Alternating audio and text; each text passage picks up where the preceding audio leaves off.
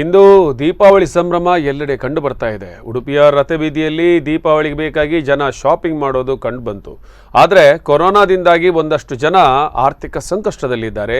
ಇನ್ನೊಂದೆಡೆ ಕೇಂದ್ರ ಸರ್ಕಾರ ಏರಿಸಿರುವಂತಹ ಬೆಲೆ ಯಾವುದು ಗ್ಯಾಸ್ ಇರ್ಬೋದು ಅಥವಾ ಪೆಟ್ರೋಲ್ ಇರ್ಬೋದು, ಡೀಸೆಲ್ ಇರ್ಬೋದು, ಇನ್ನಿತರ ವಸ್ತುಗಳ ಮೇಲೆ ಏರಿಕೆ ಉಂಟಾದ ಹಿನ್ನೆಲೆಯಲ್ಲಿ ಒಂದಷ್ಟು ಜನ ಶಾಪಿಂಗ್ ಮಾಡೋದಕ್ಕೂ ಹಿಂಜರಿತಾ ಇದ್ದಾರೆ. ಆದರೆ ಧಾರ್ಮಿಕ ವಿಧಿವಿಧಾನಗಳನ್ನು ನಡೆಸಲೇಬೇಕು. ವರ್ಷದ ಮಹಾಪರ್ವ ದೀಪಾವಳಿ, ಅದಕ್ಕಾಗಿ ಹಣತೆಗಳನ್ನು ಕೊಂಡುಕೊಳ್ಳೋದು ಅಥವಾ ಇನ್ನಿತರ ತುಳಸಿ ಪೂಜೆಗೆ ಬೇಕಾದಂಥದ್ದು ಅಥವಾ ದೀಪಾವಳಿ ಸಂದರ್ಭದಲ್ಲಿ ಮನೆಯಲ್ಲಿ ನಡೆಸುವಂತಹ ಪೂಜೆಗಳಿಗೆ, ಧಾರ್ಮಿಕ ವಿಧಿವಿಧಾನಗಳಿಗೆ ಬೇಕಾದಂತಹ ವಸ್ತುಗಳನ್ನು ಖರೀದಿ ಮಾಡಬೇಕಾದಂತಹ ಅಗತ್ಯತೆ ಎಲ್ಲರಿಗೂ ಇರುವ ಹಿನ್ನೆಲೆಯಲ್ಲಿ ಉಡುಪಿಯ ರಥಬೀದಿಯಲ್ಲಿ ಒಂದಷ್ಟು ಜನ ಹೂ ವ್ಯಾಪಾರಿಗಳು ಕಂಡು ಬಂದಿದ್ದಾರೆ.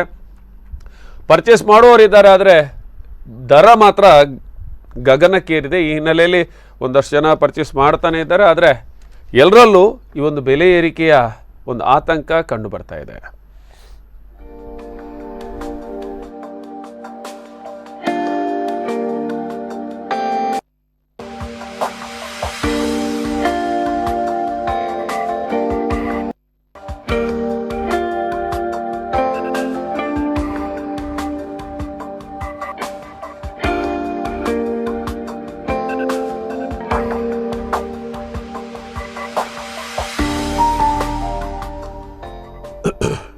ಬೆಳಕಿನ ಹಬ್ಬ ದೀಪಾವಳಿ, ಕೊರೋನಾ ಆತಂಕದ ಈ ವರ್ಷ ದೀಪಾವಳಿ ತನಕ ಅಕಾಲಿಕ ಮಳೆಯಿಂದ ಒಂದೆಡೆ ರೈತ ಭತ್ತದ ಕಟಾವು ಮಾಡುವ ತುರಾತುರಿಯಲ್ಲಿದ್ದರೆ, ಕೋವಿಡ್ನಲ್ಲಿ ಹಣಕಾಸು ವ್ಯವಹಾರ ತೀರಾ ಹದಗೆಟ್ಟು ಜನ ಖರೀದಿಯ ಶಕ್ತಿಯನ್ನು ಕಳ್ಕೊಂಡಿದ್ದಾನೆ. ಆದರೂ ಬೆಳಕಿನ ಹಬ್ಬ ದೀಪಾವಳಿ ಸಡಗರ ಬ್ರಹ್ಮಾವರ ಭಾಗದಲ್ಲಿ ಬುಧವಾರದಿಂದ ಕಂಡು ಬಂದಿದೆ. ಬ್ರಹ್ಮಾವರ, ಬಾರ್ಕೂರು ಸೇರಿದಂತೆ ಪರವಾನಗಿ ಪಡೆದ ಪಟಾಕಿ ಅಂಗಡಿಗಳಲ್ಲಿ ಮಕ್ಕಳೊಂದಿಗೆ ಪಟಾಕಿ ಖರೀದಿಸಿರುವುದು ಕಾಣ್ತಾ ಇದೆ. ಬಹುತೇಕ ಭಾಗದಲ್ಲಿ ಬಣ್ಣ ಬಣ್ಣದ ಗೂಡು ದೀಪಗಳು ಅಂಗಡಿಯಿಂದ ಹೊರಗಡೆ ಬಂದು ಗ್ರಾಹಕರನ್ನು ಸೆಳೀತಾ ಇವೆ.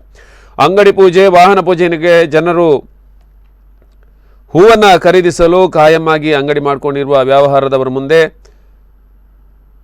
ಹಾಸನ, ಚಿಕ್ಕಮಗಳೂರು ಸೇರಿದಂತೆ ಬೇರೆ ಭಾಗದಿಂದ ವಾಹನದಿಂದ ಬಂದು ನಾವು ಹೂವನ್ನು ಬೆಳೆದ ರೈತರು ಹೂ ಮಾರಾಟ ಮಾಡುವುದರಿಂದ ಸ್ಥಳೀಯ ಹೂವಿನ ಅಂಗಡಿಯವರು ಹಬ್ಬದ ವ್ಯಾಪಾರ ಕುಂಠಿತವಾಗಿದೆ. ಹೊಸ ಶೋರೂಮ್ನಲ್ಲಿ ಕೂಡ ಹೊಸ ಬಟ್ಟೆಯ ಖರೀದಿಗೆ ಭರಾಟೆ ನಿರೀಕ್ಷಿತ ಮಟ್ಟದಲ್ಲಿ ಇಲ್ಲವಾಗಿರುವುದು ಕಂಡು ಬರ್ತಾ ಇದೆ. ಒಟ್ಟಾರೆ ಸಂಭ್ರಮ ಪಡಬೇಕೆನ್ನುವಂತಹ ಈ ಒಂದು ಹಬ್ಬ ಆರ್ಥಿಕ ಸಂಕಷ್ಟದಿಂದಾಗಿ ಕೇವಲ ಸಾಂಪ್ರದಾಯಿಕವಾಗಿ ನಡೀತಾ ಇದೆ. ನಾವು ಅಂಗಡಿ ಬಾಡಿಗೆ ಕೊಟ್ಕೊಂಡು, ನೆಲ ಬಾಡಿಗೆ ಕೊಟ್ಕೊಂಡು, ಕೆಲಸದವರು ಸಂಬಳ ಕೊಟ್ಕೊಂಡು ಎಲ್ಲದೂ ವ್ಯವಹಾರ ಮಾಡ್ತಿರ್ತೇವೆ. ಕರೆಂಟ್ ಬಿಲ್ ಅದು ಇದು ಅಂತ ಸುಮಾರು ಇದಾಗ್ತದೆ. ನಾವು ದಿನಂಪ್ರತಿ ವ್ಯಾಪಾರ ಮಾಡುವವರು. ಆದರೆ ಈಗ ಹೆರಿಗೆಗಡೆಯಿಂದೆಲ್ಲ ಹೂ ಹಿಡ್ಕೊಂಡ್ಬಂದು ಅವ್ರದ್ದೇ ಸ್ವಂತ ಬೆಳೆಗಾರರವರಲ್ಲ, ಅವರೆಲ್ಲ ವ್ಯಾಪಾರದವರು ಬಂದ್ಕೊಂಡು ಇಲ್ಲಿ ವ್ಯಾಪಾರ ಮಾಡ್ತಾ ಇದ್ದಾರೆ. ಅವರು ನಾವು ರೇಟ್ ಕೊಟ್ಟಕ್ಕಿಂತ ಒಂದು 5 ರೂಪಾಯಿ ಕಮ್ಮಿಲಿ ಕೊಡ್ತಾರೆ. ಆದರೆ ಅವರಿಗೆ ಪೂರೈಸ್ತದೆ, ನಮಗೆ ಪೂರೈಸೋದಿಲ್ಲ. ನಮಗೆಲ್ಲ ಡೈರೆಕ್ಟ್ ಬರೋದು, ನಮ್ಮ ಸೌಕರ್ಯ ಬಗೆಲ್ಲ ಬರೋದು. ಅವ್ರದ್ದು ಆಗಲ್ಲ, ಡೈರೆಕ್ಟ್ ಬಂದ್ಕೊಂಡು ಇಲ್ಲಿ ಟೆಂಪೋ ಆಗೋದು, ವಾಹನದೆಲ್ಲ ಹಿಡ್ಕೊಂಡು ಬಂದು ಅಡ್ಡ ದುಡ್ಡಿಗೆ ಮಾರಿ ಹೋಗ್ತಾರೆ. ಆದ್ದರಿಂದ ಇದಕ್ಕೆ ಸರ್ಕಾರ ಒಂದು ಏನಾರು ಒಂದು ನಿಯಂತ್ರಣ ತಗೊಂಡು